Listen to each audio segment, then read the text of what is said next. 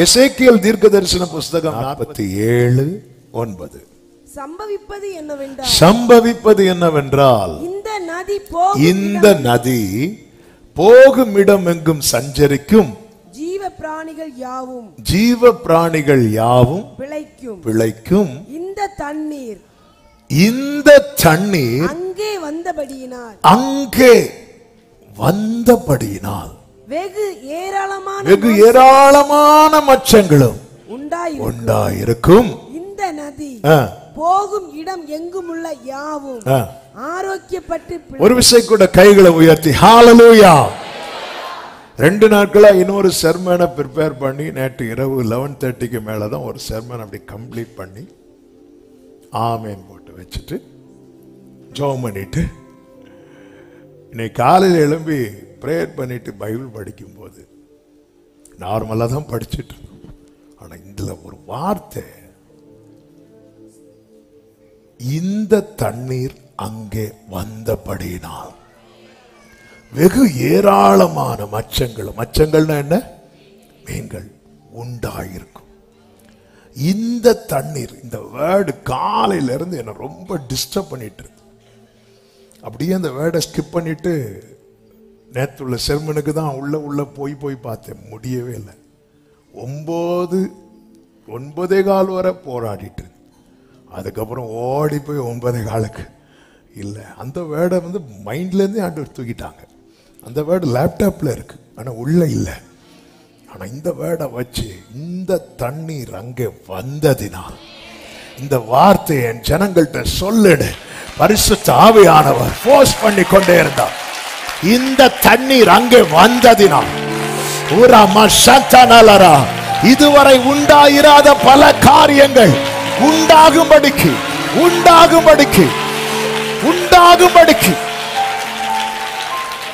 இன்னைக்குள்ள வார்த்தையை நல்ல கவனமாய் கேளுங்கள். இந்த நதியை பரிசுத்த ஆவியானவரோடு ஒப்பிட்டு சொல்லப்பட்டிருக்கிறதை நமக்கு தெரியும். நன்றாய் தெரிந்த வேத பகுதி, அதிக முறை இந்த மேடையில பேசப்பட்ட பகுதி. 1வது வசனத்தில் படிக்கும் போது ஆலயத்திலிருந்து இந்த நதி புறப்படுகிறது சொல்லப்பட்டிருக்கிறது. ஆண்டவராகிய இயேசு கிறிஸ்து சொன்னார், என்னை விசுவாசிக்கிறவனுடைய உள்ளத்திலிருந்து ஜீவ தண்ணீர் உள்ள நதிகள் பாயும் என்று சொன்னார், புறப்படும் என்று சொன்னார். அது பரிசுத்த ஆவியை குறித்து சொல்லப்பட்டிருக்கிறது, ஆவியானவரால். இதற்கு முந்தின வசனத்தை நீங்கள் பார்த்தீர்கள் என்றால், இந்த தண்ணீர் கிழக்கு தேசத்துக்கு புறப்பட்டு போய் வனாந்திர வழியாய் ஓடி கடலிலே விழும்.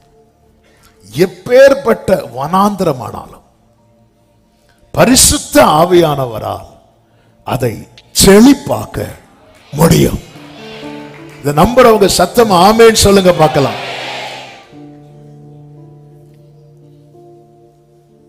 ஆமென். நமக்கு தெரியுமே ஒரு வசனம், பலத்தினாலும் பராக்கிரமத்தினாலும் தேவ ஆவியினாலேயே. இந்த தண்ணீர் அங்கே வந்ததினால், இந்த தண்ணீர் அங்கே வந்ததினால் வெகு ஏராளமான. எனவேதான் ஒரு தேவ பிள்ளை தேவனை நோக்கி காத்திருக்கணும். எனக்கு இனி வாழ்வு என்றால் அது உம்மால் மட்டுமே. எனவேதான் புலம்பல் 3 சொல்லப்பட்டிருக்கிறது, பரலோகத்திலிருந்து தேவன் நோக்கி பார்க்கும் மட்டும் என் கண்கள் சொரிந்து கொண்டே இருக்குது.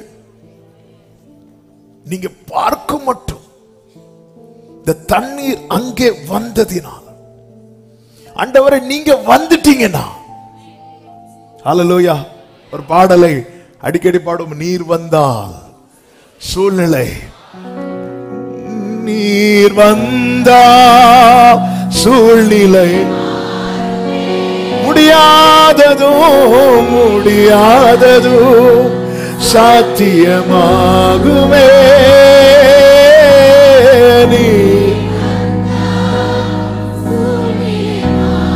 கைகளை உயர்த்தி சொல்லுவோம், முடியாததோ நிறைவே நிறைவே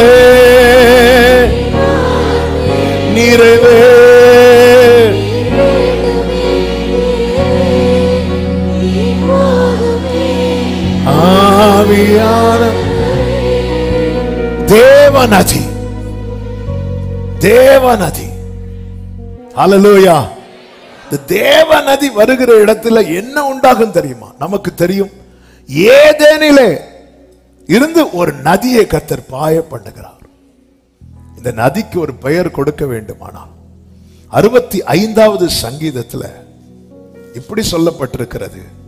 65வது சங்கீதம் 9வது வசனத்தில், தேவரீர் பூமியை விசாரித்து அதற்கு நீர் பாய்ச்சுகிறீர், தண்ணீர் நிறைந்த தேவ நதியினால் அதை மிகவும் செழிப்பாக்குகிறீர். இப்படி நீர் அதை திருத்தி அவர்களுக்கு அந்த தண்ணீர் அங்கே வந்ததினால். ஆமென். என்ன வந்தா நீங்க வாழ்ந்திருப்பீங்க அப்படின்னு கேட்டா, அந்த தண்ணீர், தண்ணீர், தண்ணீர் வேண்டும், தண்ணீர் வேண்டும். அப்படி போராடறதுல கெஞ்சணும். தாகம் உள்ளவன் மேல் தண்ணீரை ஊற்றுவேன், வறண்ட நிலத்தின் மேல் ஆறுகளை வறண்டு. இது தெரியணும் சபைக்கு. ஆண்டவர் இந்த நாளிலே ஆவியில் அதிகமாய் உணர்த்தி சொல்ல வைக்கிற வார்த்தை என்ன தெரியுமா? உனக்கு தெரிஞ்சிருக்கணும், வேற என்ன வந்தாலும் உன் லைஃப் செழிப்பாகாது. இந்த தண்ணீர் வந்தால்,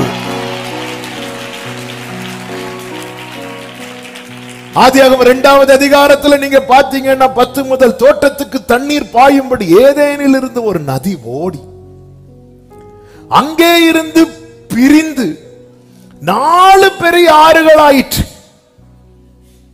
ஆமென். முதலாம் ஆற்றுக்கு பைசோன் என்று பேர். அது ஆவிலா தேசம் முழுவதையும் சுற்றி ஓடும். அவ்விடத்திலே பொன் விளையும். அங்க பொன் விளைய காரணம் என்ன? இந்த நதி அதை சுற்றி ஓடிச்சு, அதை சுற்றி ஓடிச்சு. ஹல்லேலூயா. அப்படியே நம்மளை சுத்தி ஓடட்டும் இந்த நதி. நதி சுற்றி ஓடும் போது என்ன உண்டாகும்? என்ன உண்டாகும்? 65வது சங்கீதத்திலே சொல்லப்பட்டிருக்கிறது 9வது வசனத்திலே, தேவரீர் பூமியை விசாரித்து அதற்கு நீர் பாய்ச்சுகிறீர், தண்ணீர் நிறைந்த, தண்ணீர் நிறைந்த தேவ நதியினால் அதை மிகவும் செழிப்பாக்குகிறீர். இப்படி நீர் அதை திருத்தி அவர்களுக்கு தானியத்தை விளைவிக்கிறீர், அதன் வரப்புகள் தணியத்தக்கதாய், அதன் படைசால்களுக்கு தண்ணீர் இறைத்து மழைகளால் அதை கரைய பண்ணி அதன் பயிரை ஆசீர்வதிக்கிறீர். வரப்புகள் எல்லாம் தனியும். நம்முடைய வாழ்க்கையில நாம போட்ட வரப்புகள் உண்டு, சத்துரு போட்ட வரப்புகள் உண்டு. இவன் லைஃப்ல இதுக்கு மேல முன்னேறிடக்கூடாது, இதுக்கு மேல பாருங்க, அநேகர் பாருங்கள், அநேகருக்கு நிறைய முயற்சி பண்ணுவாங்க, ஆனா கைகூடி வரும்போது அங்க ஒரு வரப்பு இருக்கும், அடுத்த ஸ்டெப் போக முடியல. இந்த வரப்பு எப்பொழுது தனியும்? இந்த பெரிய பர்வதம் சமபூமி ஆகணும்னா அது பலத்தினாலும் அல்ல, அது பராக்கிரமத்தினாலும் அல்ல, அது தேவனுடைய ஆவியினாலே. தண்ணீர் வரணும், தண்ணீர் வரணும். தண்ணீர் வந்தாதான் கண்ணீர் மாறும். ஹல்லேலூயா. பல கண்ணீர் மாறணும்னா வறண்டு, ஆமே, ஒன்னும் பார்க்க முடியாம கண்ணீர் கண்ணீர் கண்ணீர். இதுவரை உன் வாழ்க்கை கண்ணீர் கண்ணீர் இருந்துச்சு, இன்று முதல் உன் வாழ்க்கை தண்ணீர் தண்ணீர் இருக்க போகிறது. ஆமென் சொல்றவங்க. அந்த தண்ணீர் அங்கே வந்ததினால், நான் இன்னும் செய்திக்குள் போகவில்லை, இந்த தண்ணீரின் விசேஷத்தை அறியணும். அது செழிப்பாக்குகிற தண்ணீர். வெறுமையும் ஒழுங்கின்மையுமான பூமியில தான் ஏதேன் என்னும் தோட்டத்தை உண்டாக்கினார். அந்த ஏதேன்ல ஒரு நதி இருக்கிறது, இந்த நதி செழிப்பாக்கும். ஆமென். ஏசாயா 27வது அதிகாரத்தில் சொல்லப்பட்ட கர்த்தருடைய தீர்க்க தரிசன வார்த்தை என்ன? 1வது வசனத்திலே, அக்காலத்தில் கர்த்தர் லிவியாத்தான் என்னும் நீண்ட பாம்பை, லிவியாத்தான் என்னும் கோணலான சர்ப்பத்தை கடிதும் பெரிதும் பலத்ததுமான, இதான் வரப்பு. இதை கர்த்தர் பட்டயத்தால் என்ன பண்ணுவாராம்? தண்டிப்பார். சமுத்திரத்தில் இருக்கிற வலு சர்ப்பத்தை கொன்று போடுவார். சத்தம் ஆமென் சொல்லுங்க பார்க்கலாம். அக்காலத்தில் நல்ல திராட்சை ரசத்தை தரும் திராட்சை தோட்டம் உண்டாயிருக்கும், அதை குறித்து பாடுங்கள்.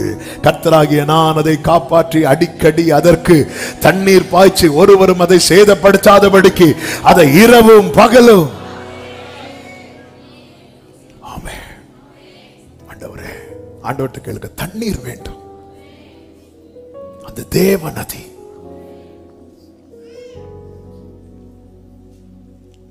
இந்த நதியினால என்ன உண்டாகிறது? செழிப்பு உண்டாகிறது. இந்த நதியினால என்ன உண்டாகிறது?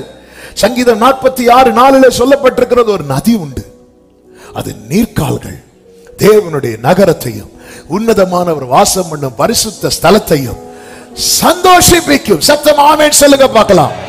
இந்த நதியினால என்ன உண்டாகிறது? சந்தோஷம், மகிழ்ச்சி. அநேக குடும்பங்களிலே இந்த மகிழ்ச்சி சந்தோஷம் என்பது உண்மையிலே நஷ்டப்பட்டு பல ஆண்டுகள் ஆகிவிட்டது. மகிழ்ந்து எத்தனை நாட்கள் ஆகிவிட்டது. எத்தனை குடும்பங்கள் சில தங்கள் பிரச்சனைகள் எல்லாம் சொல்லும் போது உள்ளெல்லாம் உடையும். ஏன்னா அந்த குடும்பத்தில் அந்த மகிழ்ச்சி என்பதே அது எட்டாத ஒரு கனியாக மாறிவிட்டது. ஆனா இந்த நதி மகிழ பண்ணும். என் குடும்பத்தில் மகிழ்ச்சி வேணும் அப்படின்னு ஆண்டவர் தண்ணீர் தாரும். இந்த தேவ நதி என் குடும்பத்துக்குள்ள பாயட்டும். எசேக்கியேல் 47 அதனுடைய 8 சொல்லப்பட்டிருக்கிறது, இந்த தண்ணீர் கிழக்கு தேசத்துக்கு போய் வனாந்திர வழியாய் ஓடி கடலில் விழும். இது கடலில் பாய்ந்து விழுந்த பின்பு அதன் தண்ணீர் ஆரோக்கியமாகும்.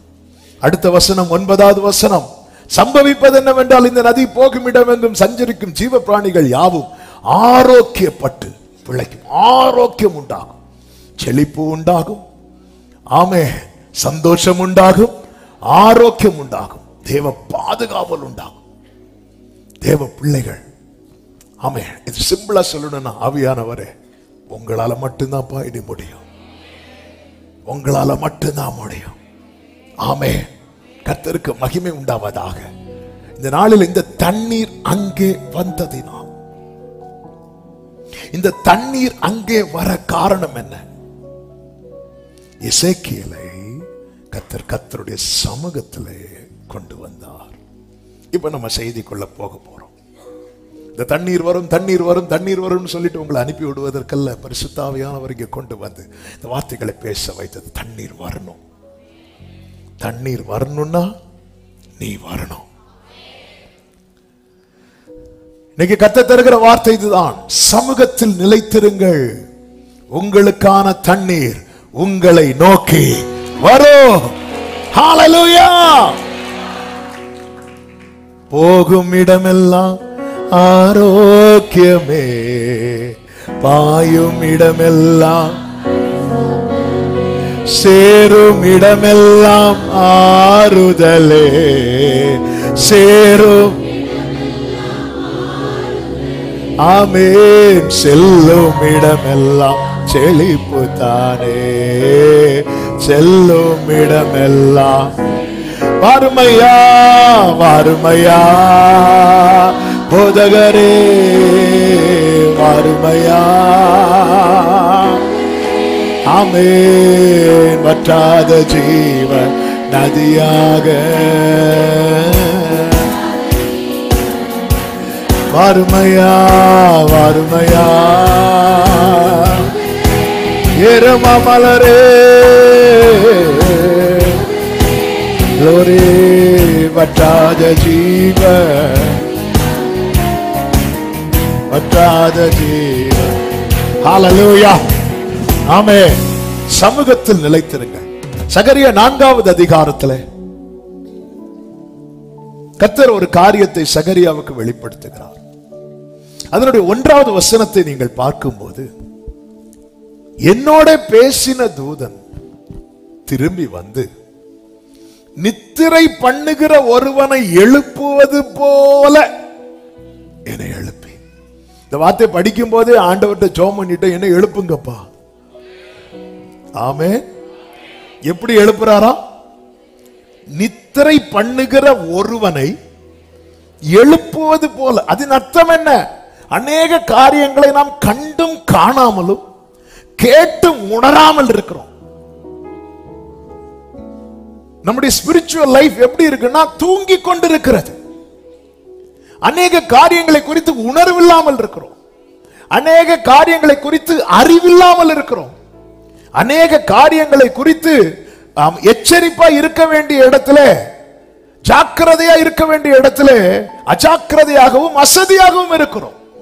அந்த இடத்துல நீங்க சகரியா சொல்லுகிறார், நித்திரை பண்ணுகிற ஒருவனை எழுப்புவது போல என்னை எழுப்பி. பிரியமான கர்த்தருடைய பிள்ளைகளே, நம்முடைய ஆவிக்குரிய லைஃப் தொய்ந்து போகிறது, மங்கி போகிறது, ஒரு தூங்குகிற நிலையை நோக்கி போகிறது என்றா கர்த்தாவே அன்று சகரியாவை நித்திரை பண்ணுகிறவனை எழுப்புவது போல எழுப்பினீரே, என்னையும் எழுப்புவீராக. ஆமென், ஹல்லேலூயா. சிம்சோன் எழும்பி இருந்தானா பெலிஸ்தியர் வந்திருப்பாங்களா? ஹல்லேலூயா. பேதுரு எழும்பி இருந்திருப்பானா சோதனைக்கு உட்பட்டு இருப்பானா? யோனா எழும்பி இருந்திருப்பானா இப்படி ஒரு புயல் அகப்பட்டிருப்பானா? இல்ல. நம்ம எல்லாம் என்ன பண்றோம்? ஹல்லேலூயா. கப்பலின் அடித்தட்டுல போய் படுத்து தூங்கிட்டு இருக்கிறான். அடிச்ச புயல்ல கப்பலின் மேல் தட்டுக்கு வந்துட்டான். ஹல்லேலூயா. மேல வந்து டாப்ல கொண்டு வந்து தூக்கி போட்டாங்க. ஆமென். Praise the Lord. கப்பலின் அடித்தட்டுல நீ இருக்க வேண்டாம், மீனின் அடி வயிற்றுல இரு. அதுக்கு பிரசவ வலி, சாப்பிடவும் முடியல, டெலிவரி டைமும் தாண்டது, ஒன்னும் பண்ண முடியல. இவர் வேற உள்ள சும்மாவா இருப்பார், அங்க நடந்து பார்ப்பார், இங்க நடந்து பார்ப்பார். நம்ம சேர்ல கொஞ்ச நேரம் சும்மா இருக்கவே முடிய மாட்டேங்குது. அவர் அங்க இருப்பாரு, காலை நீட்டுவார், கையை நீட்டுவார், அதுக்கு தாங்க முடியல. பாத்தீங்களா, மனுக்குள்ள தப்பு பண்ணா மற்ற ஜீவன்களும் பாதிக்கப்படுது.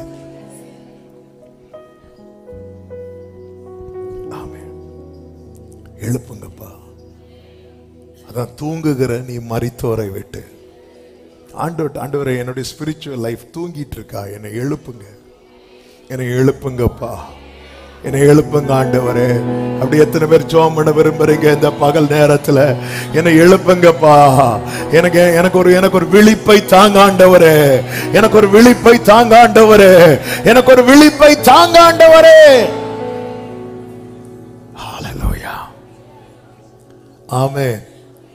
அதாவது சிம்சோனுடைய முடி கம்ப்ளீட்டா, சிம்சோனுக்கு முடிங்கிறது நம்ம மாதிரி முடி கிடையாது. நம்ம மாதிரி எங்களை மாதிரி இப்படி பார்த்தோன்னே கீழே உள்ளதுக்கு அது அதில் கத்திப்பட்டு ரொம்ப அதெல்லாம் இப்போ கத்தியில வெட்டணும்னா எப்படிப்பட்ட கத்தியை வச்சு வெட்டணும்?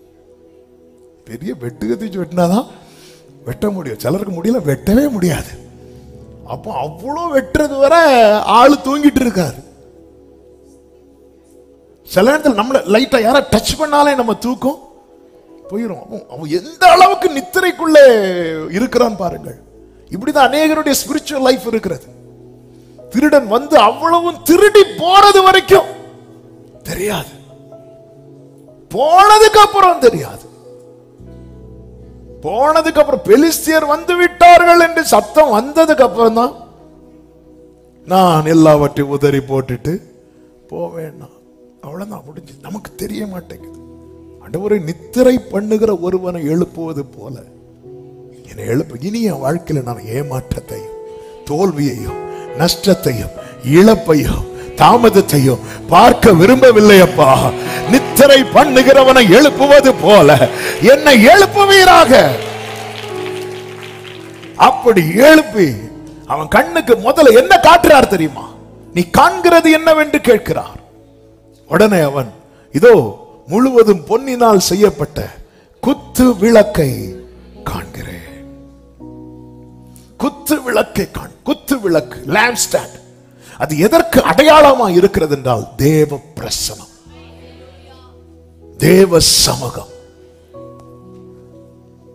தேவ சமூகம்.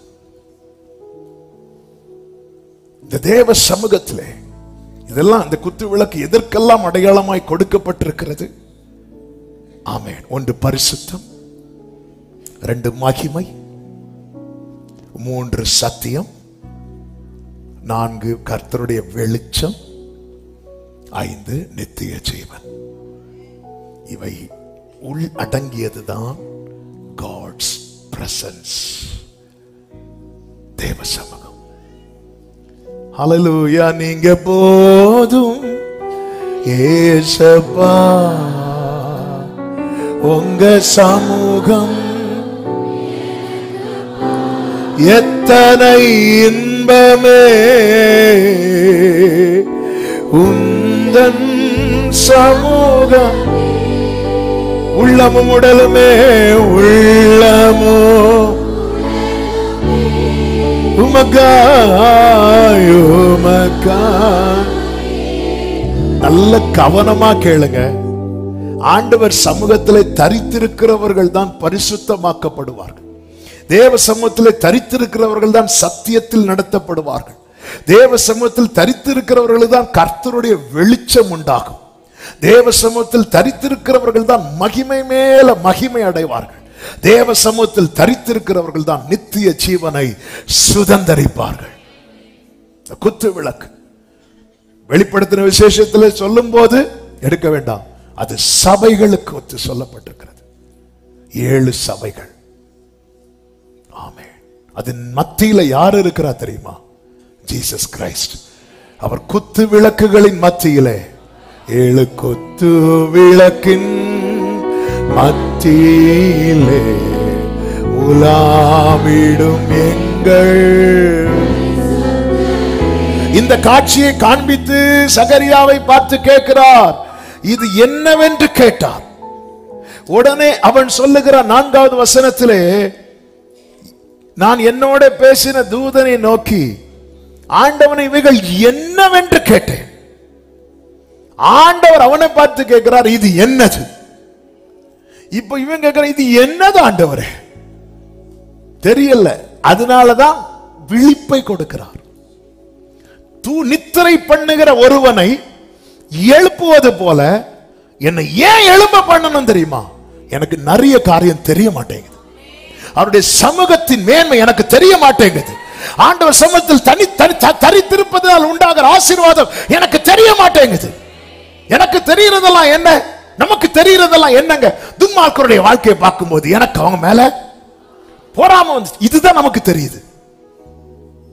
இதுதான் தெரியுது. ஐயோ, அவங்க நல்லா இருக்கிறாங்க, இவங்க நல்லா இருக்கிறாங்க, அவங்களுக்கு ஒரு பிரச்சனை இல்லை, நமக்கு தான் பிரச்சனை. நமக்கு கண்ணுக்கு தெரியுது ஃபுல்லா இது. ஆனா எது தெரியணும் தெரியுமா? கர்த்தர் எழுப்பி காட்டி கொடுக்கிறார். உன் கண்ணுக்கு தெரிய வேண்டியது அடுத்தவன் லைஃப்ல, உன் கண்ணுக்கு தெரிய வேண்டியது உன் லைஃப் எப்படி இருக்க வேண்டும் என்பது. நீ எங்க இருக்கிற, நீ யாரிடத்தில் கொண்டு வரப்பட்டிருக்கிறாய், இது என்ன தெரியல. இவங்க கேட்கிற, இது என்ன ஆண்டவரே, இது என்னன்னு கேட்கும் போது அதனுடைய 5வது வசனம், இவைகள் இன்னதென்று உனக்கு தெரியாதா? அவர் சொல்றாரு, எனக்கு தெரியாது, எனக்கு தெரியாது. தெரியாதுன்னு சொல்லும் போது ஆமென், அதனுடைய 13வது வசனத்தில் மீண்டும் கேட்கிறார்.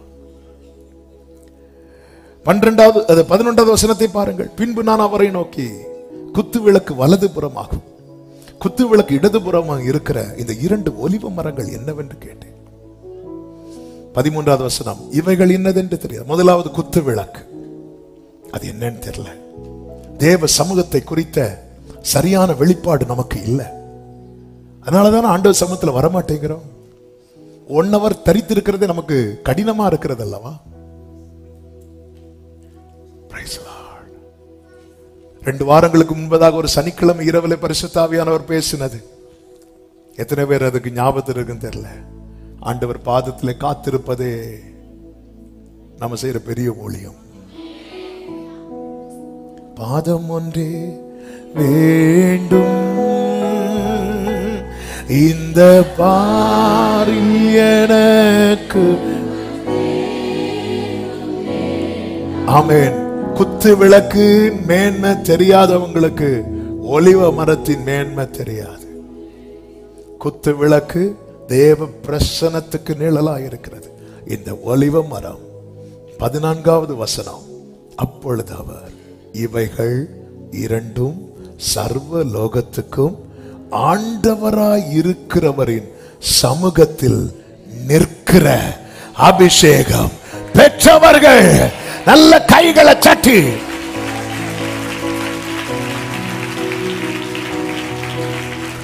சர்வ லோகத்துக்கும் ஆமென் ஆமென் சொல்லுங்க பார்க்கலாம். இவங்க எங்க நிக்கிறாங்க?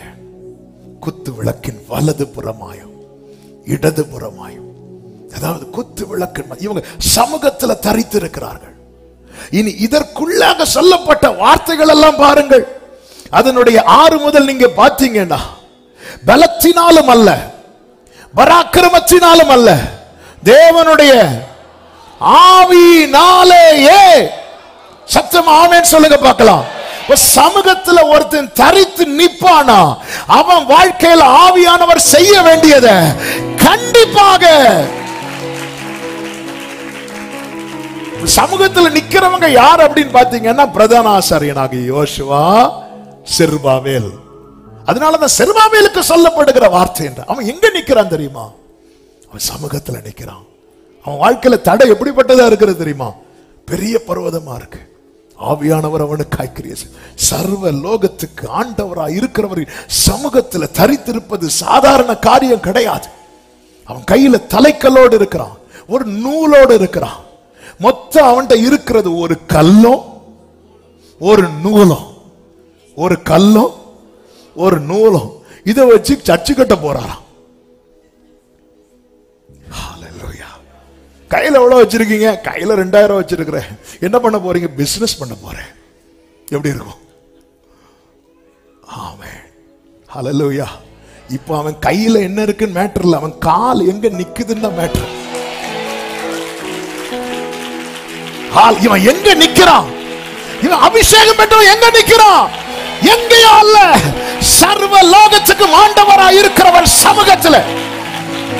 உன் கையில ஒரு கல்லும் ஒரு நூலும் இருக்கலாம், ஆனால் ஒன்றை புரிந்து கொள், செருபாபேலின் கைகள் இந்த ஆலயத்துக்கு அஸ்திவாரம் போட்டது.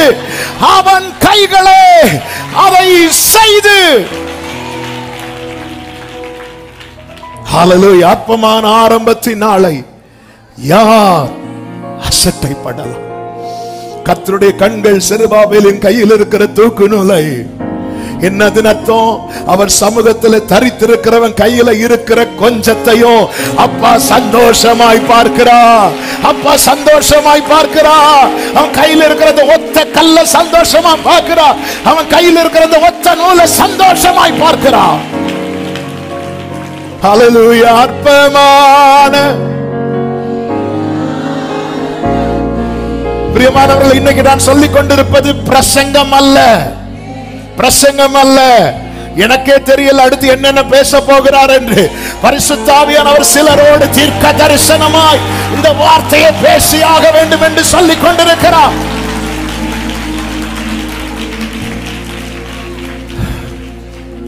ஹல்லேலூயா. ஆமென் ஆமென். விழிப்படைந்து குத்து விளக்கப்பார், விழிப்படைந்து ஒளிவ மரச்சப்பார். ஹல்லேலூயா. உன்னை கர்த்தர் எங்க நிறுத்தியிருக்கிறார் என்பதை கண்களை திறந்து பார்.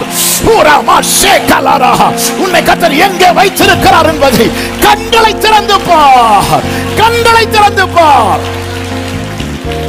Thank you Holy Spirit. ஆமென் சொல்லுங்க பார்க்கலாம். இந்த வெளிச்சம் இருந்ததுனாலதான் அபிஷேகம் பெற்ற தாவீது சொல்லுகிறார், நானோ சங்கீதம் 52:8 தேவனுடைய ஆலயத்தில் பச்சையான ஒலிவ மரத்தை போல் இருக்கிறேன் சொல்லிட்டு அடுத்து சொல்வார் தெரியுமா? நான் என் கையில இருக்கிற கல்ல நம்பல, என் கையில இருக்கிற நூலை நம்பல, என் அடப்பையில் இருக்கிற கல்ல நம்பல, கோலியாத்தின் பட்டயம் அதை நம்பல. தேவனுடைய கிருபையை என்றென்றைக்கும் நம்பி இருக்கிறேன். எனவேதான் அந்த தலைக்கல்லோடு வரும்போது கிருபை உண்டாவதாக, கிருபை உண்டாவதாக. ஷரமச்சனலரே நீதியும் ஞானமும் ஓ இயேசுவே நீரே. பாடுங்க. நீதியும் இயேசுவே ஆதரவே அற்பமான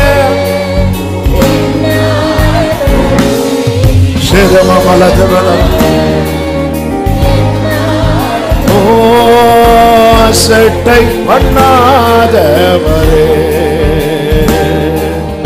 அன்பாரே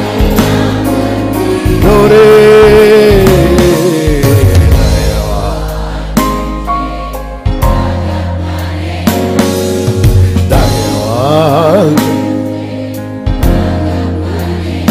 ஆமே ராஜானி செய்த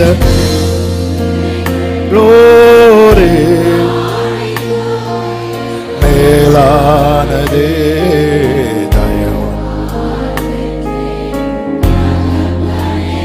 ஆமென் தயவால் பெற்றேன். எரேமியா 11வது அதிகாரம் 16வது வசனத்தில் இப்படி சொல்லப்பட்டிருக்கிறது.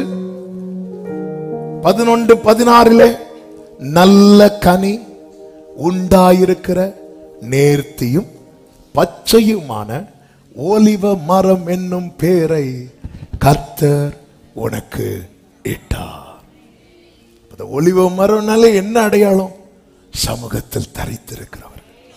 கர்த்தர் உனக்கு வச்ச பேரை என்ன தெரியுமா? ஒலிவ மரம். பக்கத்துல பார்த்து ஒலிவ மரமே கூப்பிடு. ஹல்லேலூயா. ஆமென். அபிஷேக ஒலிவ மரம் ஆலயத்தில் நடப்பட்டவன் சமூகத்தில் வாழ்கின்றவன் அன்பையே நம்புபவன். வசனம்தான் வசனம்தான் ஓ பிரசனம்தான் தாகம் தீர்க்கும் தண்ணீர். வசனம்தான் ஓரலமதுனரே ஆமே நீரே என் வெளிச்சமும் ஓ நீரே. சகரியா 4வது அதிகாரத்துல அந்த குத்து விளக்கை காணும் போது 2வது வசனத்தை பாருங்கள். அதன் உச்சியில் அதன் கிண்ணமும் அதன் மேல் அதன் 7 அகல்களும் அதன் உச்சியில் இருக்கிற அகல்களுக்கு போகிற 7 குழாய்களும் இருக்கிறது. 12வது வசனம் மறுபடியும் நான் அவரை நோக்கி 2 பொற்குழாய்களின் வழியாக தொங்கி பொன்னிறமான எண்ணெயை தங்களிலிருந்து இறங்க பண்ணுகிறவைகளாகிய ஒலிவ மரங்களின் 2 கிளைகள் என்னவென்று கேட்டேன். அவ குத்து விளக்குல இருக்கிறத எண்ணெய் அது எங்க போகுது அப்படின்னா ஒலிவ மரம். ஒலிவ மரத்திலிருந்து என்ன வெளிப்படுகிறதுனா அது எண்ணெய் வெளிப்படுகிறது. ஆண்டவர் சமூகத்தில் தரித்திருக்க தரித்திருக்க தரித்திருக்க அந்த அபிஷேகம் வெளிப்படுகிறது. அது எண்ணெயாய் வெளிப்படும், அது நதியாய் வெளிப்படும். இந்த நாள்ல பரிசுத்த ஆவியானவர் தருகிற செய்தி இதுதான். நீ தரித்திரு, தண்ணீர் வரும். நீ தரித்திரு, தண்ணீர் வரும். ஒரு விசை விருட்சங்கள் எல்லாம் சேர்ந்து ஒலிவ மரத்துக்கிட்ட போய் நீ எங்களுக்கு ராஜாவாயிரு என்று சொல்லிச்சுதான். நியாயாதிபதிகளின் புஸ்தகம் 9வது அதிகாரம் அதனுடைய 8-9 வசனங்களை வாசியுங்கள். நியாயாதிபதிகள் 9:8-9 வசனங்கள். விருட்சங்கள் தங்களுக்கு ஒரு ராஜாவை அபிஷேகம் பண்ணும்படி போய் ஒலிவ மரத்தை பார்த்து நீ எங்களுக்கு ராஜாவாயிரு என்றது. நீ எங்களுக்கு ராஜாவாயிரு என்றதும் அந்த ஒலிவ மரம் என்ன சொல்லுச்சு தெரியுமா? தேவர்களும் மனுஷரும் புகழுகிற எண்ணில் உள்ள, அடுத்த வார்த்தையை பாருங்கள், என் கொழுமையை விட்டு. எல்லாரும் சொல்லுங்க பார்க்கலாம். என் கொழுமையை நான் விட்டு மரங்களை. அப்ப தேவன் என்னை எப்படி ஏற்படுத்தி இருக்கிறாரோ அதை விட்டு இனி ஒரு மேன்மை எனக்கு வேண்டாம்.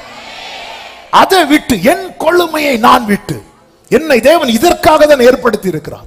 என்னை தேவன் இதற்காக ஆண்டவர் சமூகத்தில் நிற்கும்படி எனக்கு ஆண்டவர் ஏற்படுத்தி இருக்கிறார். சாத்தான் நிறைய ஆஃபர் பண்றான் உன்னை ராஜாவாகும்படிக்கு. வனாந்திரத்தில் இயேசு 40 நாள் ஃபாஸ்டிங் இருந்தது. அவருக்கு என்ன உண்டாயிட்டு? பசி உண்டாயிட்டு. சாத்தான் ஆஃபர் பண்ணான் பாத்தீங்களா? நீ என்னை வணங்கினால் நான் எல்லாத்தையும் உனக்கு தருவேன். அப்பாலே போ சாத்தானிட்டார். என் கொழுமையை நான் விட்டு, என் கொழுமையை நான் விட்டு. பிரியமான கர்த்தருடைய பிள்ளைக்கு நீங்க நிறைய ஆஃபர் வைக்கிறான் சாத்தான். ஆமா, அதனால பாருங்க, இன்னைக்கு ஆண்டவர் சமூகத்தில் இருக்கிறது ஆப்ஷனா வைக்கிறோம். நம்ம பண்ற பெரிய தப்பு. ஆண்டவர் சமூகத்தில் இருக்கிறது நீ தரித்திருக்க பெரிய பர்வதம் சமபூமி ஆகும். நீ தரித்திருக்க கிருபை உண்டாகும். நீ தரித்திருக்க தண்ணீர் வரும். நீ தரித்திருக்க அற்பமான ஆரம்பம் அற்புதமான ஆரம்பமாய் மாறும். ஆமென் சொல்லுங்க பார்க்கலாம். இந்த தண்ணீர் அங்கே வந்ததினால தரித்திருக்க நான் செய்ய வேண்டிய 5 காரியங்களை நான் வேகமாய் சொல்லி நான் ஜெபிக்க விரும்புகிறேன். கர்த்தர் நல்லவர்.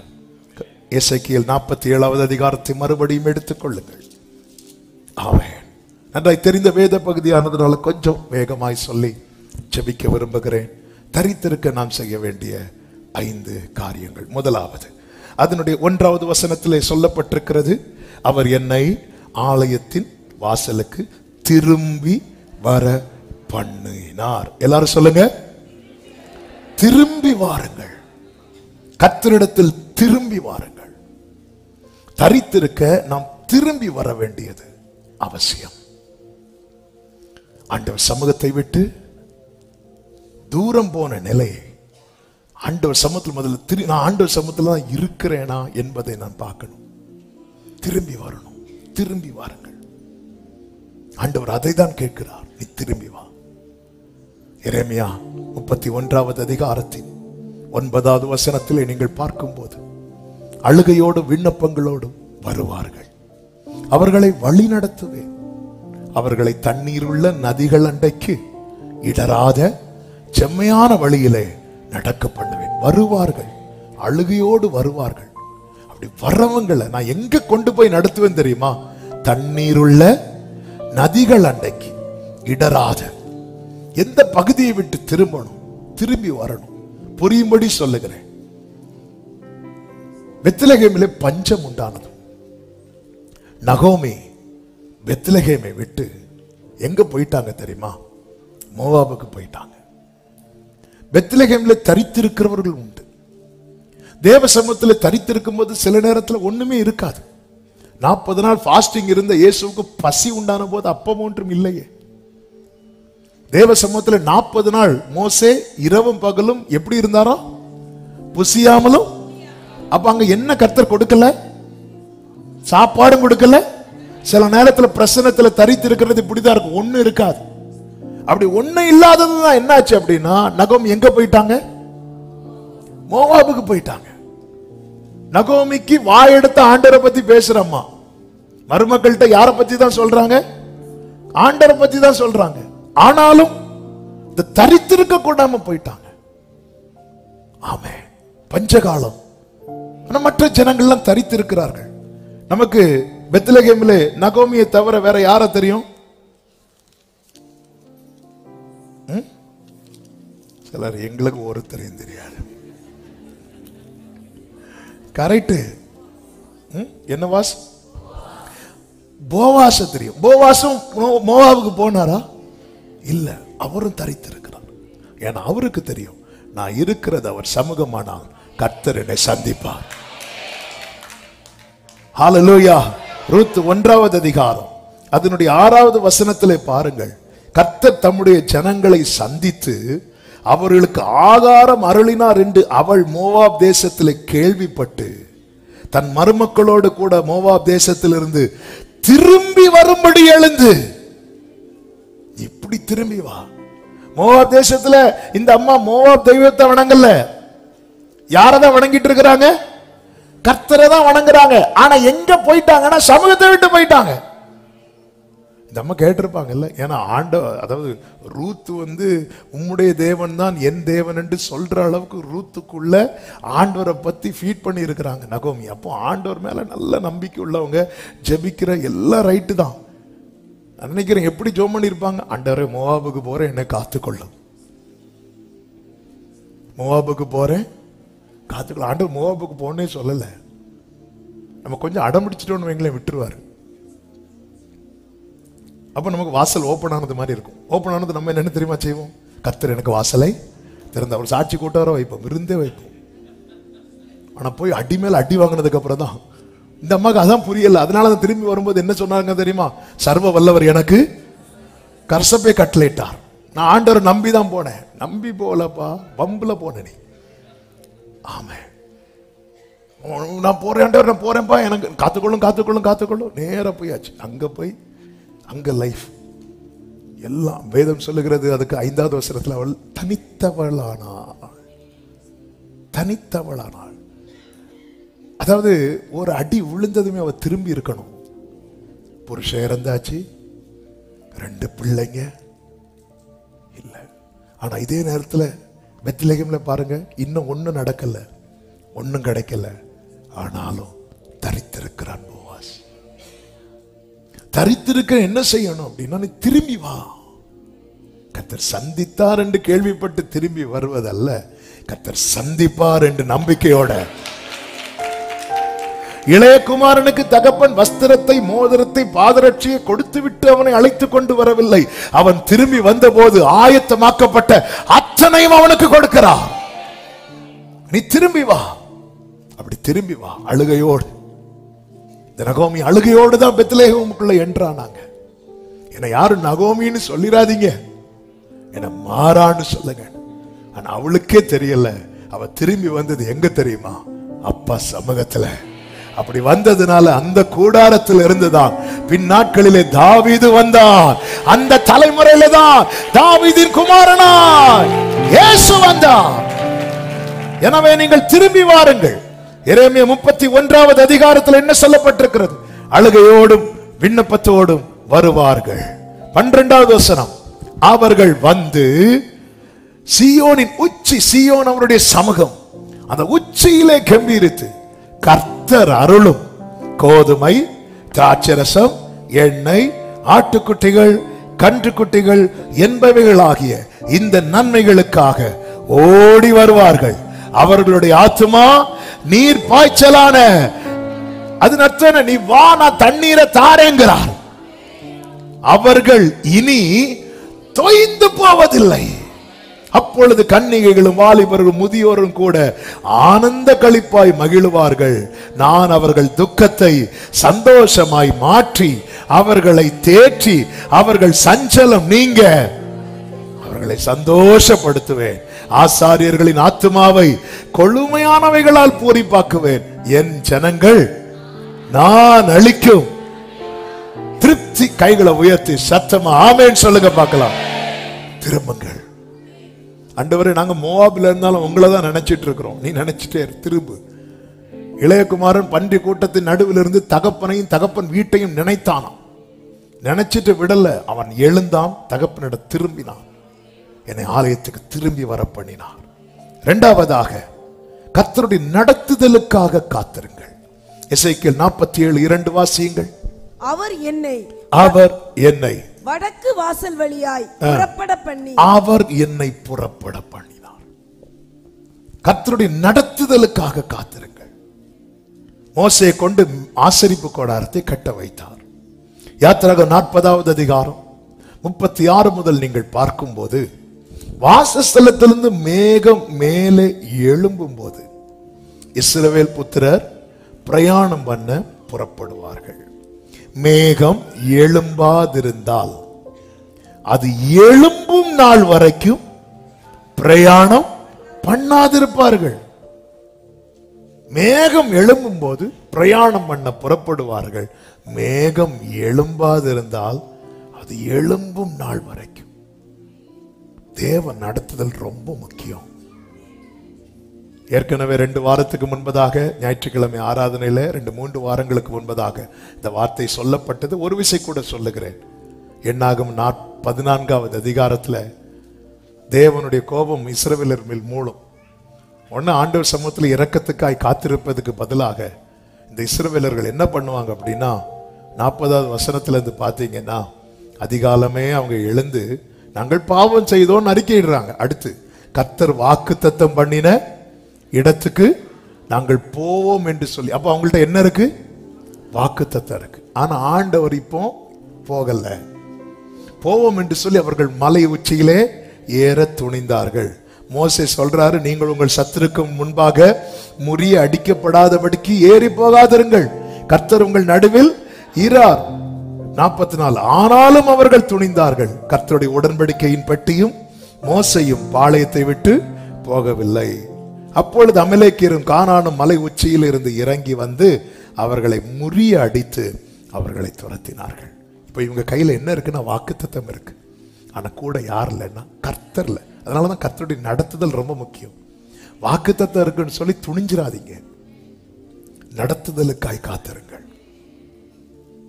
நடத்துதலுக்காக இயேசுவால கானாவூர் கல்யாண வீட்டுல தண்ணீரை ரசமா மாத்தினார்ல, அந்த தண்ணீரை ரசமா ஆண்டவர் நினைச்சா எப்ப வேணாலும் மாத்தலாம்ல.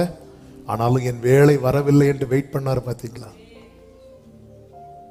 அந்த நடத்துதலுக்காக வெயிட் பண்ணணும்.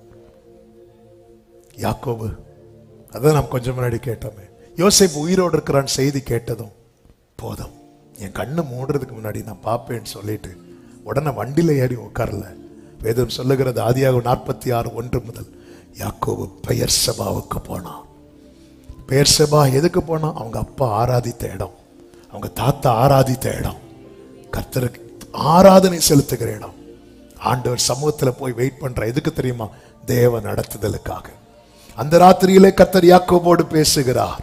2வது வசனம் 3வது வசனத்துல, நான் உன் தேவன், உன் தகப்பனுடைய தேவன், நீ எகிப்து தேசத்துக்கு போக பயப்பட வேண்டாம். 4வது வசனம், நான் உன்னுடனே எகிப்துக்கு வருவேன். அப்படி சொன்னதுக்கு பிற்பாடு 5வது வசனம், அதற்கு பின்பு யாக்கோபு பிரயாணம் புறப்பட்டான். பெயர்செபாவில் இருந்து அது வரைக்கும் வெயிட் பண்றான். வண்டி இருக்குன்னு சொல்லி வண்டியில ஏறி போகல, டிக்கெட் இருக்குன்னு சொல்லி பிளைட் ஏறல. அப்பா ஓகே சொல்றாரா? இன்னைக்கு வெறும் வார்த்தை மட்டும் வைத்துட்டு தேவ நடத்துதலுக்கு காத்திராம அவசரப்படுகிறோம். கோலை பிடித்து கொண்டு முதல்ல அடிங்கிறார், அடிச்சார். 2வது கோலை பிடித்து கொண்டு நில்லுங்கிறாரு. ஜனங்களும் சத்தம் போடுறாங்க, சரியா காதுல விழலையோ என்னமோ தெரியல, மோசே அடிச்சிருவார். இந்த நடத்துதல் ரொம்ப முக்கியம். அதனாலதான் ஆளை திரும்பி வர பண்ணியாச்சு. அவர் என்னை புறப்பட பண்ணி. ஆண்டவர் சமூகத்தில் அவசரம் காட்டாதிருங்கள். அநேக காரியங்கள் நம்மை விட்டு அகன்று போவதற்கு அது பெரிய காரணமா இருக்கிறது. ஆண்டவர் நீங்க நடத்துங்கப்பா, ஹல்லேலூயா, என்னை நடத்தும் ஆண்டவரே, என்னை வழி நடத்தும். காரீருளில் நேச தீபமே நடத்து, வேறொளி இல்லை, வேறொளி இல்லை, வீடும்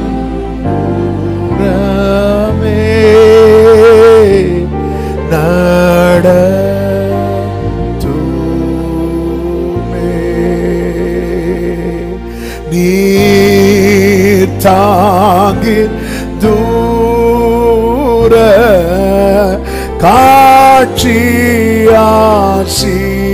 காட்சியாசியேன் ஓராடி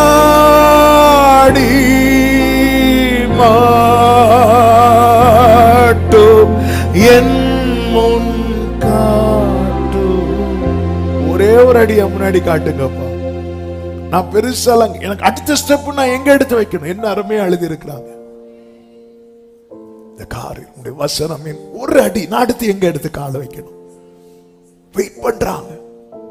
யாக்கோபு பெயர்செபாவில் இருந்து அதற்கு பின்பு புறப்பட்டான். உங்களுக்கு நடத்துதல் இல்லையா? தரித்திருங்க. நாள் போனது, காலம் போனது. காத்திருக்க வைக்கிற கர்த்தரே கவலைப்படலைன்னு நாம எங்க கவலைப்படணும்? ஒன்றை மட்டும் மனதில் எழுதி கொள்ளுங்கள், நியாயத்திற்கு ஜெயம் கிடைக்க பண்ணும் வரைக்கும் அவர் நெறிந்த நாமலை முறிக்க மாட்டார், மங்கி எறிகிற திரி அணைக்க மாட்டார். காரீரு என்னேச தீபமே நடத்துமே, நடத்துமே. வேறொரு இல்லை, வேரோளி இல்லை, வீடும் தூரமே, நடத்துமே. நீர் தாங்கின் தூர காட்சியாசி. எத்தனை பேர் கேட்கிறீங்க? கைகளை உயர்த்தி ஓராடி மாட்டும் என் முன் காட்டுமே. ஓரடி மாட்டோமோ. ஒரு ஸ்டெப் நான் எடுத்து வச்சிடணும். இந்த வாரத்துல வச்சிடணும், இந்த மாசத்துல வச்சிடணும். காத்திருக்கிறேன், காத்திருக்கிறேன். கிருபை தான்.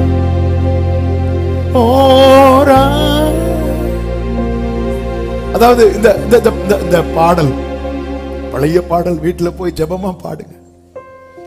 ஒவ்வொரு ஸ்டெப்புக்காக ஒருத்தன் கர்த்தரை பார்க்கிறான், அவனை விட்டுருவார் நினைக்கிறீங்க? அவன் லைஃப்ல ஒவ்வொரு ஸ்டெப் நான் எடுத்து வைக்கிறேன். ஒரு அடி காட்டு, காட்டியாச்சு, வச்சாச்சு, அடுத்து இன்னொரு அடி காட்டு.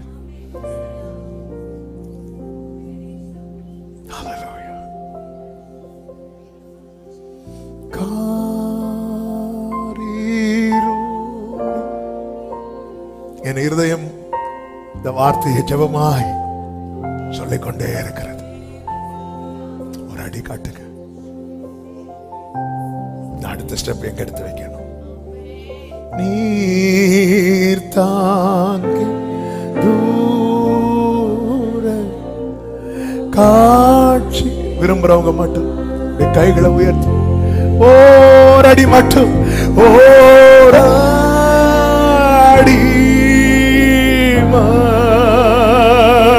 மட்டும் என் ஓரடி மட்டுமோ.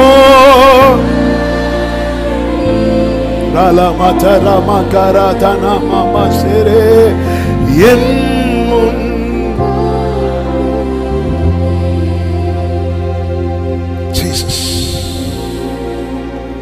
திரும்பி வாருங்கள், அவர் நடத்துதலுக்கு காத்திருங்கள்.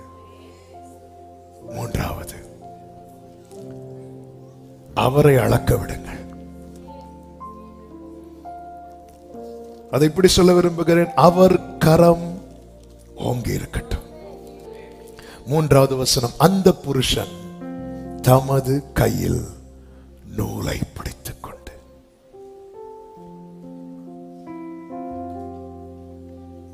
நாம் அளக்கவே கூடாது. நீதிமொழிகள் 30வது அதிகாரத்தில் 9வது வசனத்தில் இப்படி ஒரு ஜெபம் இருக்கிறது. 8-9 வசனங்கள்.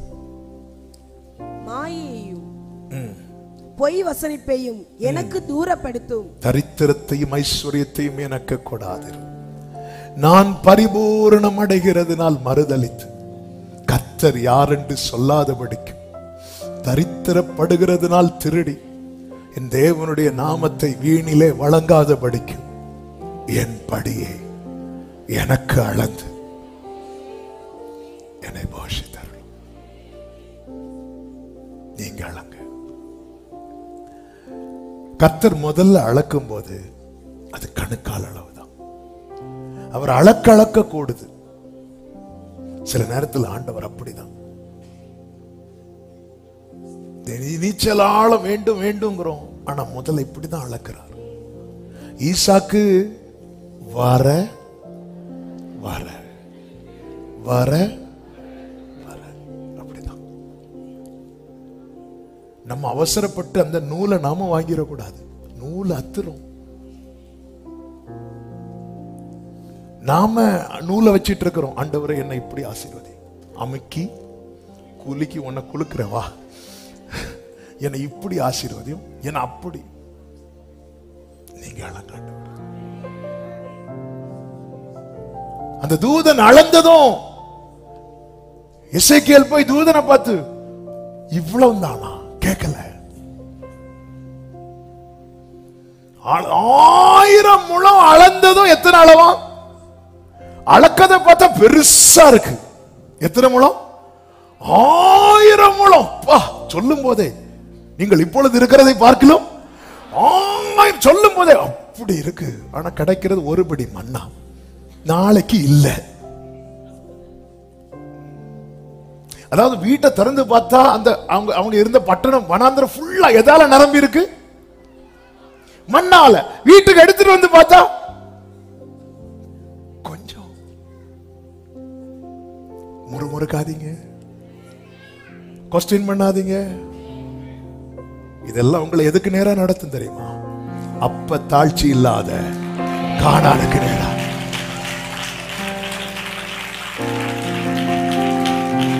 எசேக்கியேல் கொஸ்டின் பண்ணல.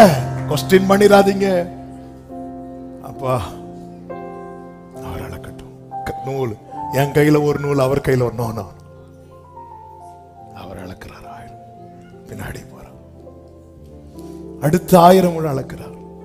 நீ அளக்காதே. இந்த வார்த்தையை நீ அளக்காதே என்று சொல்லும் போதே ஆண்டவர் எழுத வைத்த காரியத்தை நம்ம எப்படி அளக்கிறோம் தெரியுமா? ஒன்று, எனக்கு என்ன கிடைத்தது?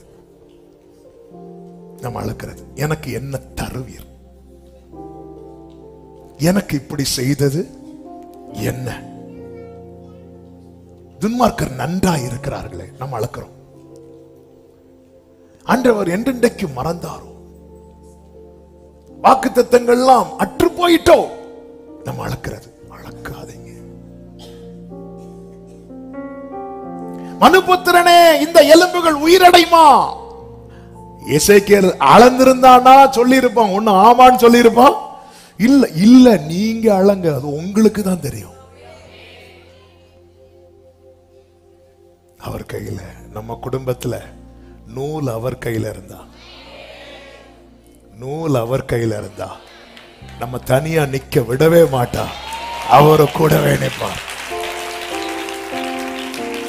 எனவே 104வது சங்கீதம் 28வது வசனம், நீர் கொடுக்க அவைகள் வாங்கிக் கொள்ளும், நீர் உமது கையை திறக்க அவைகள் நன்மையால் திருப்தியாகும். அவர் கை ஓங்கி இருக்கட்டும். 4வது, கர்த்தரை நம்பி முன் செல்லுங்கள். 1000 முழம் அளக்கிறான். என்னை தண்ணீரை கடக்க பண்ணினார் என்று 3வது வசனத்தில் இருக்கிறது.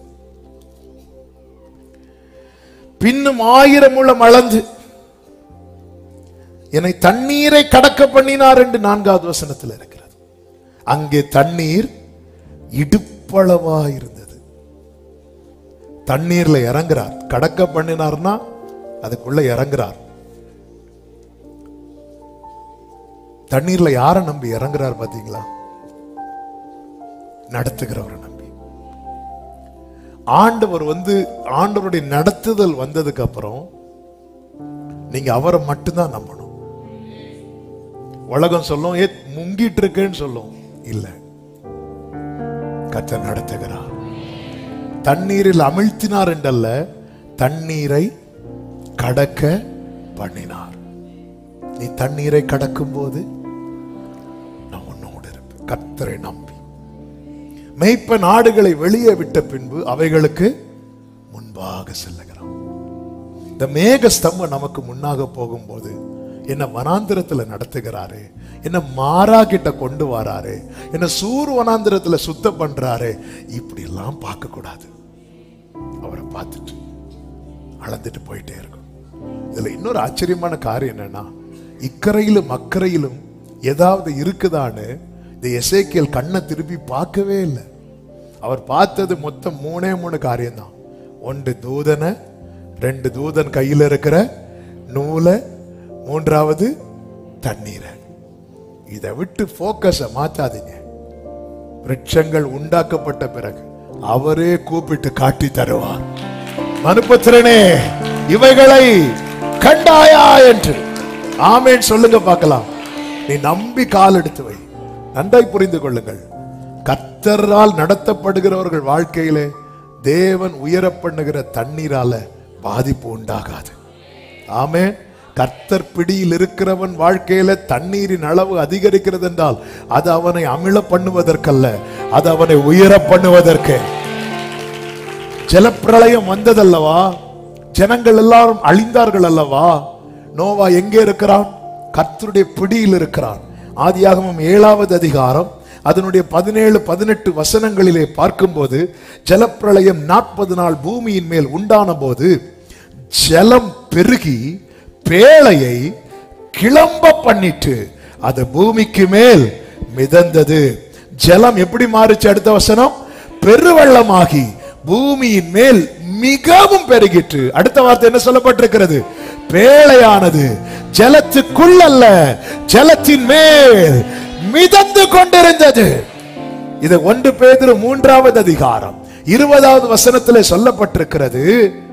அந்த பேழையிலே சிலராகிய 8 பேர் மாத்திரம் பிரவேசித்து ஜலத்தினாலே saved by water.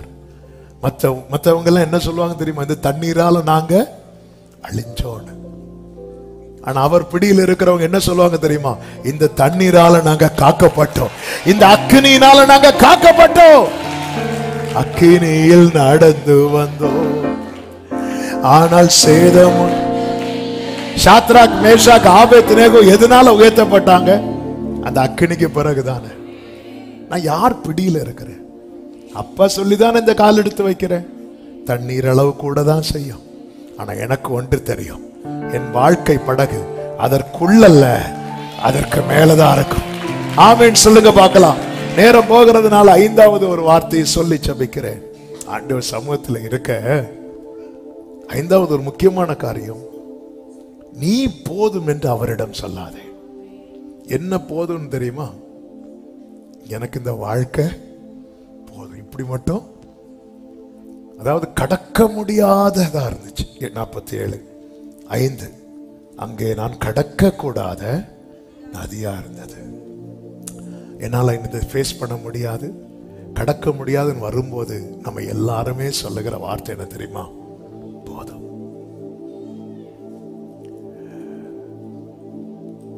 போதும் போதும் ஆண்டவரே, என்னை எடுத்துக்கொள்ளும் அப்படின்னு சொன்ன ஒரு தேவ மனுஷன் உண்டு. யார் தெரியுமா? எலியா. ஏன்னா தாங்க முடியல. ஏற்கனவே 3 வருஷம் ஒளிச்சிருந்தாச்சு. இப்ப வெளியே வந்ததுக்கு அப்புறம் ஏசபேல் கொலை செய்வேன்னு நிக்கிறான், வெறியா இருக்கிறான். நல்ல புரிந்து, கடக்க முடியாதது என்கிற நிலை வந்ததும் 6வது வசனம், அவர் என்னை நோக்கி. இதுக்கு முன்னாடி ஏதாவது வசனத்துல அவர் என்னை நோக்கின்னு இருக்கா? என்னை கடக்க பண்ணினார் இருக்கும். ஆனா என்னால நீ முடியலன்னு வரும்போது அவர் என்னை நோக்கி. ஆமென். எனக்கு முடியலன்னு வந்தா அவர் என்னதான் பார்ப்பார். எனக்கு நீ முடியல வந்துட்டு, மனுபுத்திரனே இதை கண்டாயா? இவர் எதை பார்த்துட்டு இருக்கிறார் தெரியுமா? கடக்க முடியாததை பார்த்துட்டு இருக்கிறார். ஆனா அவர் எதை காட்டுறார் தெரியுமா? அடுத்த வசனம், அவர் நான் நடந்து வருகையில் இதோ நதியோரத்தில் இக்கரையிலும் அக்கரையிலும் வெகு திரளான இந்த விருட்சங்கள் எதனால வந்துச்சு? தண்ணீரினால. இந்த தண்ணீரின் அளவு பெருகினதும் எசேக்கியேலுக்கு என்ன பண்ண முடியல? கடக்க முடியல. ட்ரை பண்ணா மூச்சு முட்டிடும். சில மூச்சு முட்டுற அளவுக்கு சில காரியத்தை கர்த்தர் அனுமதிப்பார். அதுக்கப்புறம் கர்த்தர் எதை காட்டி தருவார் தெரியுமா? உன்னை எந்த இடத்துல அடக்கம் பண்ண போறாங்கல்ல, மனுபுத்திரனே இதை கண்டாயா? நதியோரத்திலே இக்கரையிலும் அக்கரையிலும் வெகு திரளான. இந்த திரளான விருட்சம் எப்படி வந்தது? தண்ணீர் அங்கே வந்ததினால். தண்ணீர் அங்க வர காரணம் என்ன? நீ அவர் சமூகத்திலே நின்றதினால். சமூகத்தில் திரும்பி வாங்க, அப்பா கிட்ட திரும்பி வாங்க. தரித்திருங்கள், அவர் நடத்துவார். அவர் கையில ஒரு நூலை வச்சிட்டு இருக்கிறார். அந்த நூலு உன் ஆயுளை குறைப்பதற்கான நூல் அல்ல, உன் சம்பாத்தியத்தை குறைப்பதற்கான நூல் அல்ல, உன்னை பெருக பண்ணுவதற்கான நூல், உன்னை வளர பண்ணுவதற்கான நூல். இந்த தண்ணீர் அங்கே வந்தது. சமூகத்தில் தரித்திருங்கள். பலத்தால இனி முடியுமா? சான்ஸே கிடையாது. பராக்கிரமத்தினால ஆண்டவர் சொல்லுங்க, என்னுடைய ஆவியினாலே. எத்தனை பேர் நம்புறீங்க? என் கண்ணீர் அவர் சமூகத்திலே நான் ஊற்றுவேன். அப்பா சமூகத்தில் இந்த தண்ணீர் ஊற்றப்படும். அந்த தண்ணீரினால் என் வாழ்க்கை ஆரோக்கியப்பட்டு பிழைக்க போகிறது. சத்தம் ஆமென் சொல்லுங்க பார்க்கலாம். எல்லாரும் அப்படி எழுந்து நிற்கலாமா? ஹல்லேலூயா, ஹல்லேலூயா. ஜீவ தண்ணீரே, ஆவியானவரே, வற்றாத நதியாக வாரும் போதகரே. ஜீவ தண்ணீரே, ஆவியானவரே, வற்றாத நதியாக வாரும் போதகரே. வாருமையா, வாருமையா, வற்றாத ஜீவ நதியாக, வற்றாத ஜீவ நதியாக. ஜீவ தண்ணீரே, வற்றாத நதியாக மாறும் போதகரே. உடரமா சேலே மக்கரோ ஆமை கணுக்கால் கணுக்கால் அளவு போதாதையா, முழங்கால் அளவு போதாதையா. மமலே நீமே நீமே மூழ்கணுமே, அவே மிதந்து மிதந்து மகிழனுமே. வாருமையா, வாருமையா, வாருமையா.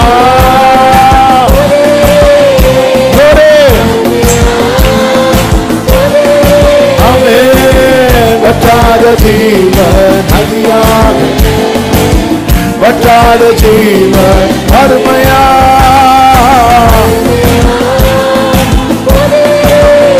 மசரே வற்றாத ஜீவ.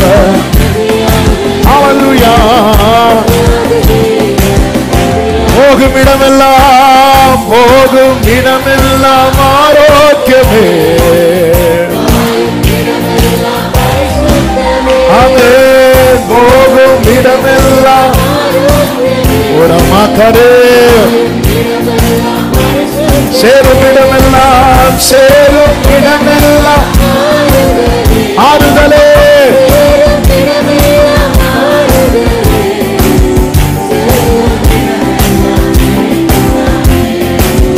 செல்லும் இடமில் வாருமையா, வாருமையா. ஆமென்.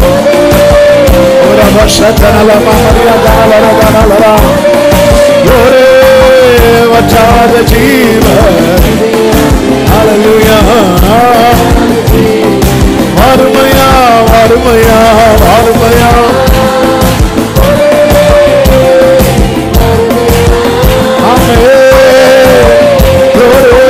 வற்றாத ஜீவ நதியாக. ஜீவ தண்ணீரே, ஜீவ தண்ணீரே, ஆவியானவரே. உங்க சமூகத்தில் நிற்கிறவர்களா, தரித்திருக்கிறவர்களை மாற்றுங்கப்பா.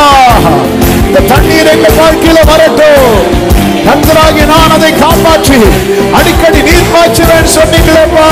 ஜீவ தண்ணீரே, ஒவ்வொருடைய வாழ்க்கையிலும், ஒவ்வொருடைய வாழ்க்கையிலும் இந்த தண்ணீர் வரட்டும், இந்த தண்ணீர் வரட்டும். இந்த தண்ணீர் வந்ததினால் என் வாழ்க்கை செழித்தது என்று சொல்லத்தக்கதால் பரலோக நதி, தேவ நதி ஒவ்வொருடைய வாழ்க்கையிலும் இந்த தண்ணீர் வந்ததினால், இந்த தண்ணீர் வந்ததினால், இந்த தண்ணீர் அங்கே வந்ததினால், இந்த தண்ணீர் அங்கே வந்ததினால், இந்த தண்ணீர் அங்கே வந்ததினால்.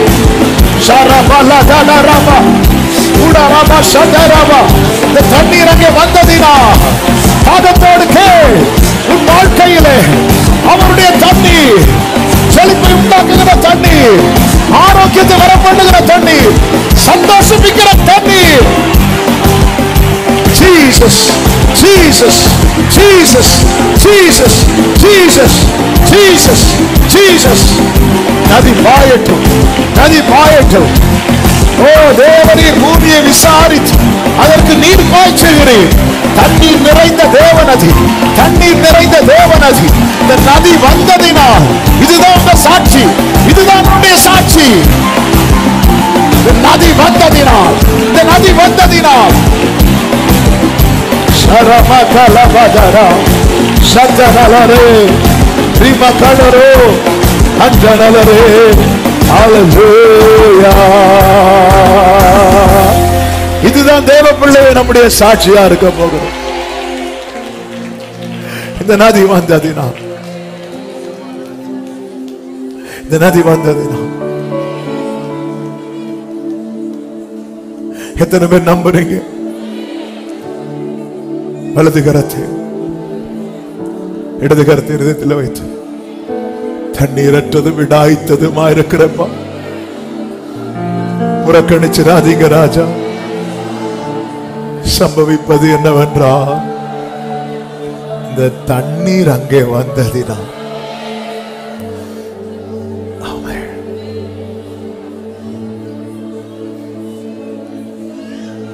நம்பி இருக்கிறேன். வனாந்திரமே வாழ்க்கையானால் கர்த்தரின் பக்கம் உண்டு. வனாந்திரமே வாழ்க்கை, கர்த்தரின் பக்கம், கர்த்தரின் பக்கம் உண்டு. வேண்டியதை வேண்டியதை அவர் கொள்வார். நம்பி நான் முன் செல்வேன். வேண்டியதை வேண்டிய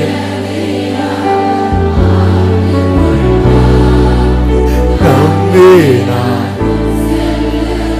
காலடி தெரியாமல், காலடி தெரியாமல் கர்த்தரின் முன்னே உண்டு. காலடி தெரியாமல் கர்த்தரின் முன்னே உண்டு. சமுத்திரம் ஒதுக்கி வழிகாட்டுவார். சமுத்திரம் ஒதுக்கி நம்பி நான் முன் செல்லுவேன். சமுத்திரம் ஒதுக்கி நம்பி நான் முன்னாடி செல்வேப்பா. சொல்லுங்க, இயேசுவை நம்புவேன், இயேசுவை நம்புவேன்.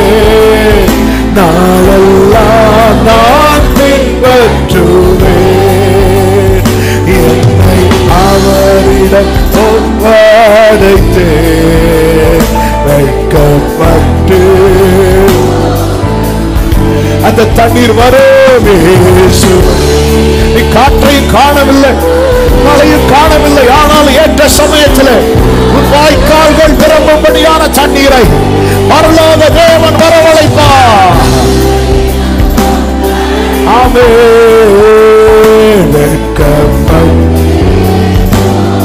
சொல்லுங்க, சகலத்தையும் நீர் உருவாக்கினீர். சகலத்தையும் நீர் வார்த்தையாலே, வார்த்தையாலே நீ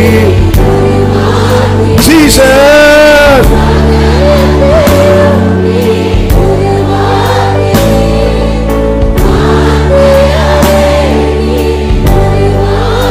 ஆமென். என் வாழ்விலும் நீ கரத்தினால் செய்து நிறைவேற்றுவீர்.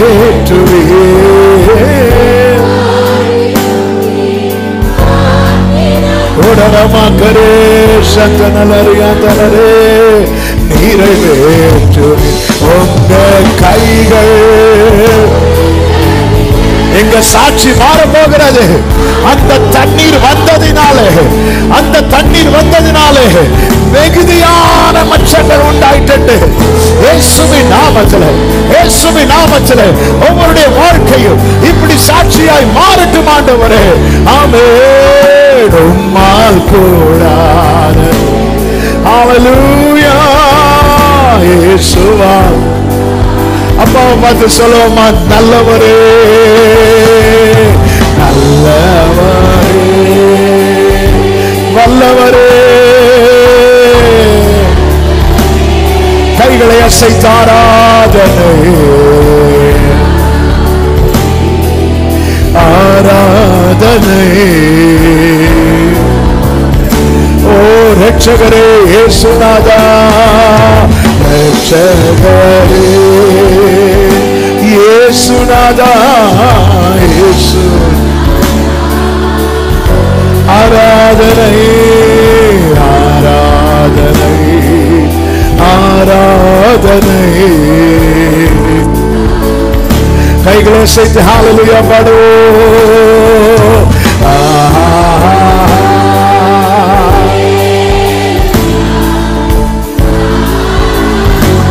ரலமதுமரு சேம்ராமா மம்ராதனலரா அஞ்சனரு ரிக்கடரா ஏபலரதனரே. ஆமென். ஹல்லேலூயா. ஹல்லேலூயா.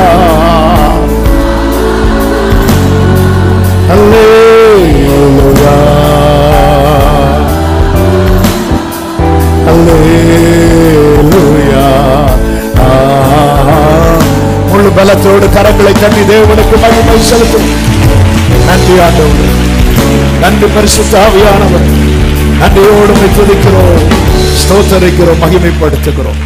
பரிசுத்த பிதாவே, நல்ல தகப்பனே, நன்றி நிறைந்த இருதயத்தோடு துதிக்கிறோம், ஸ்தோத்தரிக்கிறோம்.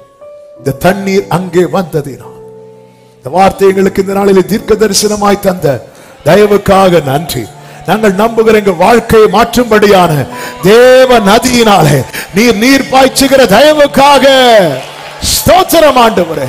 இந்த சமூகத்தில் தரித்திருந்து அப்பா இந்த தண்ணீரால் ஆசீர்வதிக்கப்பட எங்கள் ஒவ்வொருவருக்கு கிருபை செய்வீராக. கர்த்தாவே, அநேக காரியங்களுக்காக ஜெபிக்க வைத்து ஜெபத்துக்கு பதில் தந்து விட்டு என நம்புகிறோம். அந்த ஒவ்வொருவரையும் ஆசீர்வதிங்க. ஒவ்வொருடைய வாழ்க்கை தண்ணீர் நிறைந்த தேவ நதினா நிறைத்து அப்பா செழிப்பாக்கி தானியத்தை விளைவித்து உமக்கு சாட்சிகளா எல்லாரும் சொல்லணும். அந்த தண்ணீர் வந்ததினால், அவரால், பரிசுத்த ஆவியானவரால், எங்கள் தேவனால் எங்களுக்கு இந்த காரியம் கைகூடி வந்ததென்று இந்த பிள்ளைகளை சாட்சியாய் சொல்ல வைப்பீராக. இயேசுவே, நீர் எங்களில் மகிமைப்படுவீராக, மகிமைப்படுவீராக. ஒவ்வொருவரை ஆட்கொள்ளும், சமாதானத்தோடு அனுப்பி சாட்சியாய் கொண்டு வார். மகிமை, கனம், துதி, ஸ்தோத்திரங்கள் அனைத்தும் ஒருவருக்கே செலுத்துகிறோம். இரட்சகர் இயேசு கிறிஸ்துவின் நாமத்தில் பிதாவே.